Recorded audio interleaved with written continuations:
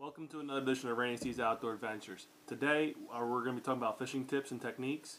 What I'm going to tell you about is there was something pretty cool happened on a couple weeks ago. I haven't been able to talk about before now, but yeah, I won a BFL down at the Potomac, as you can see right there. 191 boats. I got lucky enough that I actually went on the co-angler side. So I'm just going to go over some of the things that helped me win this, as well as some of the things that Randy did to get a 16th place finish as well. So both of us had a pretty good weekend. I'm just going to go over some of the lures that we did well with.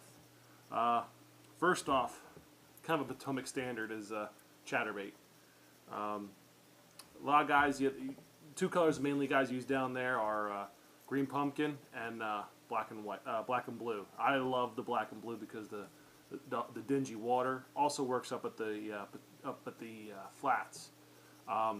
When using Chatterbait, a lot of people that make a mistake is they use the trailer that's in there with the twin tails. Well, it can catch you some fish, but I've always found better luck with using a crawdad.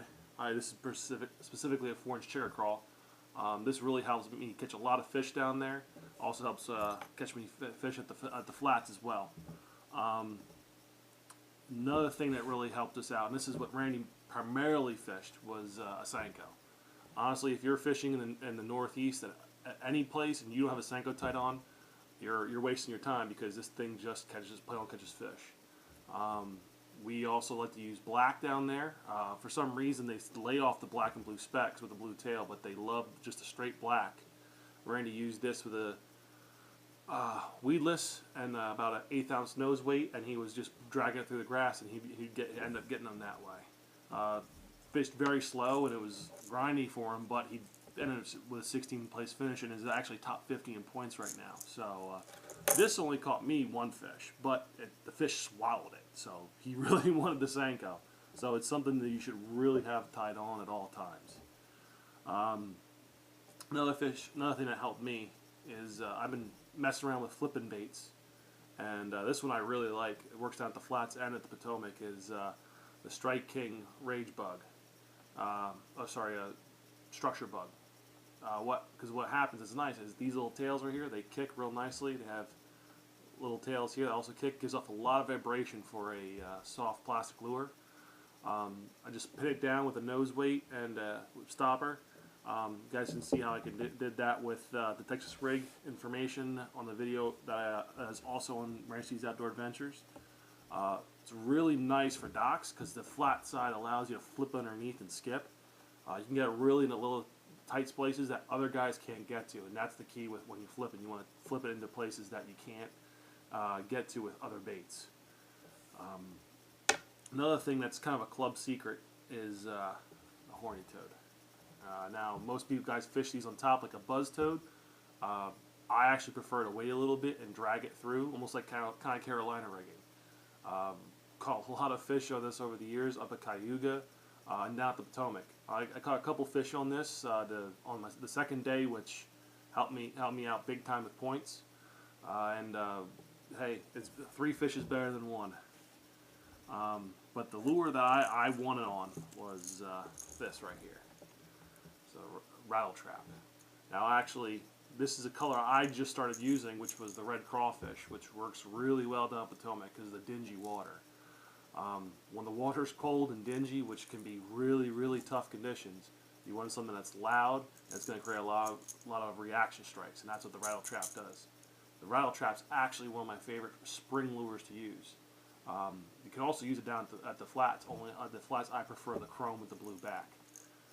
Randy was actually down at the flats yesterday, and I'll attach this picture to it. He caught a 5.5 pounder on a old style 1970s Fire Tiger Rattletrap. Probably one of the ugliest colored baits I've ever seen, and he got one on it. So I'll show you the picture right there.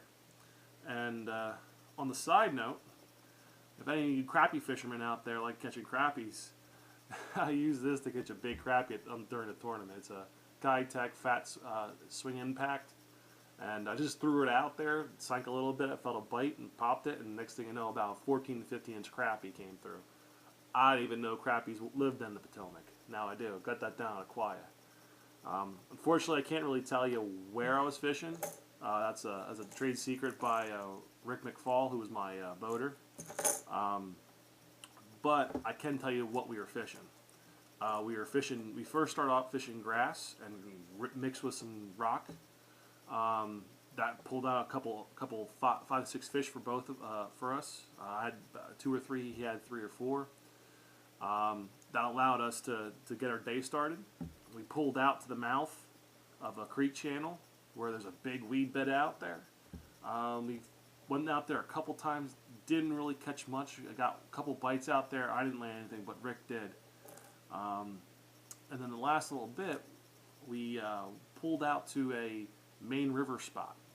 Now, I never fished main river before. I fished a lot of the creeks around the Potomac, but not the actual main river. And we pulled up, and next thing we started loading the boats on crankbaits.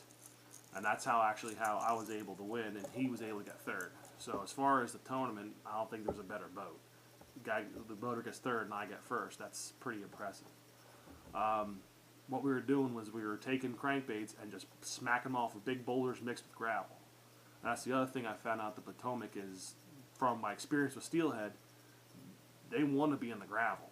And wherever I found gravel on the banks with mixed rocks or wood, that's where we caught fish. And it's interesting that that's using steelhead tactics applied to bass. But all the bass want to be this time of year is the gravel, so that makes a lot of sense. As you can see on my Rattletrap, the nose is pretty busted up. This was a new crankbait. There's even some teeth marks right there. So as you can see, I was banging it off the rocks and getting it into the spots where the fish were at, and they were just engulfing it. So if you like what you see, please like, subscribe, and share, and keep on fishing.